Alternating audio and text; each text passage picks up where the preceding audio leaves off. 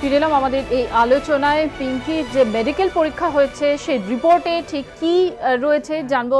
আমাদের সঙ্গে রয়েছেন আমাদের প্রতিনিধি অতনু হালদার। অতনু, কি জানা গেল সেই রিপোর্ট প্রসঙ্গে? দেখো, পিঙ্কির যে মেডিকেল পরীক্ষা হয়েছিল সেই রিপোর্ট আজকে বারাসত কোর্টে জমা পড়েছে এবং ইতিমধ্যেই সেই রিপোর্টের কপি পুলিশের হাতেও তুলে দেওয়া হয়েছে আদালতের পক্ষ থেকে। এখন আমরা পুলিশ সূত্র এবং অন্যান্য বিভিন্ন সূত্র থেকে যেটা জানতে পারছি যে এই রিপোর্টে ঠিক কী রয়েছে। এই রিপোর্টে বলা হয়েছে মূলত যে ক্রোমোজোম টেস্ট তাতে কিন্তু বলা হচ্ছে যে পিঙ্কির XY ক্রোমোজোম রয়েছে। অর্থাৎ আমরা জানি যে ক্রোমোজোম যদি সেক্স ক্রোমোজোম XX থাকে তাহলে পরে একজন মানুষ তার মধ্যে তিনি মহিলা হন, কিন্তু যদি সেক্স ক্রোমোজোম XY থাকে তাহলে একজন মানুষ তিনি XY থাকলে তিনি পুরুষ হন। এবং এক্ষেত্রে যেটা দেখা যাচ্ছে পিঙ্কির দেহে XY ক্রোমোজোম রয়েছে, অর্থাৎ পুরুষের দেহে যে ক্রোমোজোম থাকে সেই ক্রোমোজোম রয়েছে। কিন্তু এখানেই শেষ নয়, মেডিকেল রিপোর্টে যেটা আরও বলা হচ্ছে যে পিঙ্কি সিউডো হার্মাফ্রোডাইট, অর্থাৎ সিউডো হার্মাফ্রোডাইট একটা মেডিকেল টার্ম যার সহজ বাংলা করলে দাঁড়ায় উভলিঙ্গ। অর্থাৎ পিঙ্কিকে উভলিঙ্গ বলা যায়, মানে একই সঙ্গে তার দেহে যেরকম নারীর চরিত্র রয়েছে ঠিক পুরুষের চরিত্রও রয়েছে। এবং পিঙ্কির যৌনাঙ্গ সম্পর্কে যেটা বলা হচ্ছে যে সেটি অসম্পূর্ণ, সেটি সম্পূর্ণ কোনো যৌনাঙ্গ নয়। এবং এখান থেকে দুটো প্রশ্ন উঠে আসছে যে এক, পিঙ্কির বিরুদ্ধে ধর্ষণের অভিযোগ সেটা টেকে কিনা, দুই হচ্ছে একজন মহিলা অ্যাথলিট হিসাবে বিভিন্ন মহিলা ইভেন্টে পিঙ্কি অংশগ্রহণ করতে পারে কিনা। প্রথম প্রশ্নের যেটা উত্তর সেটা হচ্ছে যে পিঙ্কির ধর্ষণ করার ক্ষমতা নেই।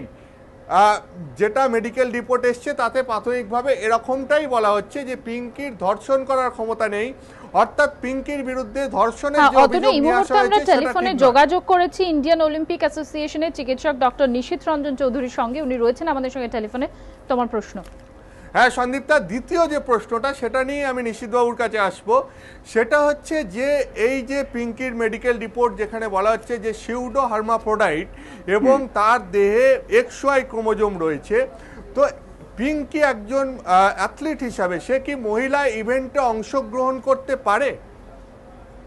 এখন ব্যাপারটা হচ্ছে যে মহিলা ইভেন্টে অংশগ্রহণ করার ক্ষেত্রে আগে এই ক্রোমোজোম টেস্ট করে তার দেখা হতো যে তার XX ক্রোমোজোম আছে না নেই। এখন যেটা করা হয়, যদি কোনো প্লেয়ার চ্যালেঞ্জড হয় কিংবা ডোপিং কন্ট্রোল অফিসার যদি তাকে সন্দেহ করেন যে উনি মহিলা নন পুরুষ, তখনই তার জেন্ডার ভেরিফিকেশনের প্রশ্ন আসে।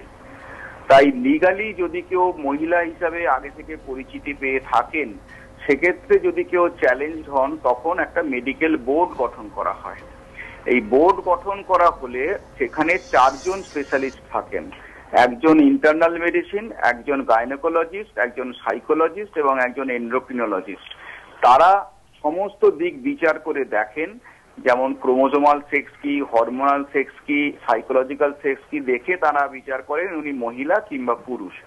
তবে XY ক্রোমোজোম থাকলে যেটা বলা হয় সিউডো হার্মাফ্রোডাইট, XY যার ক্রোমোজোম আছে এই সিউডো হার্মাফ্রোডাইটকে বলা হয় মেল সিউডো হার্মাফ্রোডাইট। এদের ক্ষেত্রে Y ক্রোমোজোম থাকার জন্য তাদের ওভারি তৈরি হয় না, কিন্তু টেস্টিস যেটা তৈরি হয়, সিউডো হার্মাফ্রোডাইট যেহেতু এদের বলা হচ্ছে, তাহলে Y এর টেস্টিসের কাজটা ঠিকভাবে হয় না।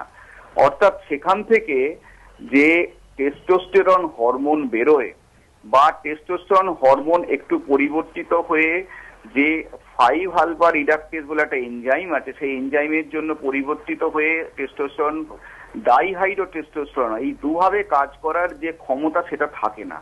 সেক্ষেত্রে তার বহিরাঙ্গটা মহিলাদের মতো হওয়া সম্ভব, সেই জন্যই তাদের বলা হয় মেল সিউডো হার্মাফ্রোডাইট। এক্ষেত্রে যদি মেল সিউডো হার্মাফ্রোডাইট হয়, তার যে পুরুষের জননাঙ্গ যেগুলো সেগুলো একটু আন্ডার ডেভেলপড হয় এবং তাদের ক্ষেত্রে সেক্সুয়াল রিলেশনশিপ তৈরি করার অসুবিধে থাকতেই পারে।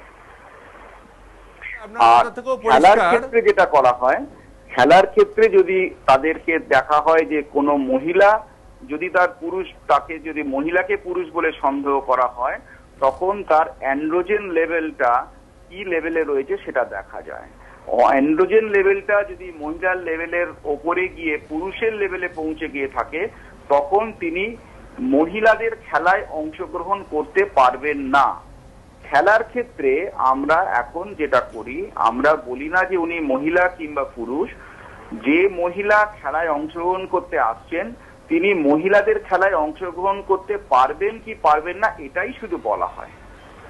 এইখানেই আপনার কাছে আমার যে প্রশ্নটা সেটা হচ্ছে যে পিঙ্কি ইতিমধ্যেই মহিলা অ্যাথলিট হিসাবে বিভিন্ন মহিলা ইভেন্টে অংশগ্রহণ করে অনেকগুলি পদক জিতেছেন।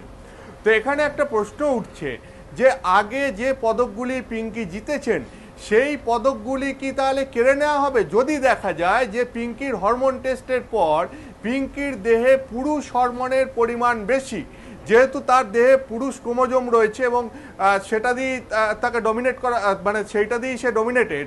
তো এরপরে যদি দেখা যায় তার দেহে পুরুষ হরমোনের পরিমাণও বেশি, যদি এখন দেখা যায়, সেক্ষেত্রে এতদিন পর্যন্ত মহিলা ইভেন্টে অংশ নিয়ে পিঙ্কি যে পদকগুলো জিতেছে সেগুলি কি তাহলে কেড়ে নেওয়া হবে? কি নিয়মে কি রয়েছে? এখন এই ব্যাপারটা পুরোপুরি ডিসিপ্লিনারি কমিটির দায়িত্ব যেটা ঠিক করা যে কি হবে।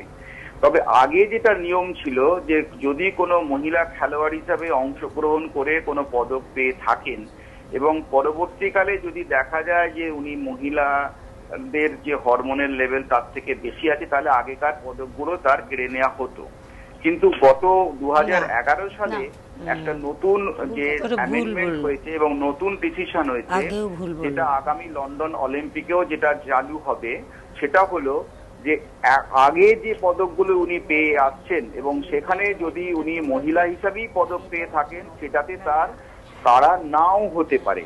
কিন্তু এখন যদি দেখা যায় যে তার অ্যান্ড্রোজেন লেভেলটা মহিলাদের হরমোন পেরিয়ে পুরুষের হরমোনের লেভেলে পৌঁছে গেছে, তখন এখন উনি মহিলাদের খেলায় অংশগ্রহণ করতে পারবেন না।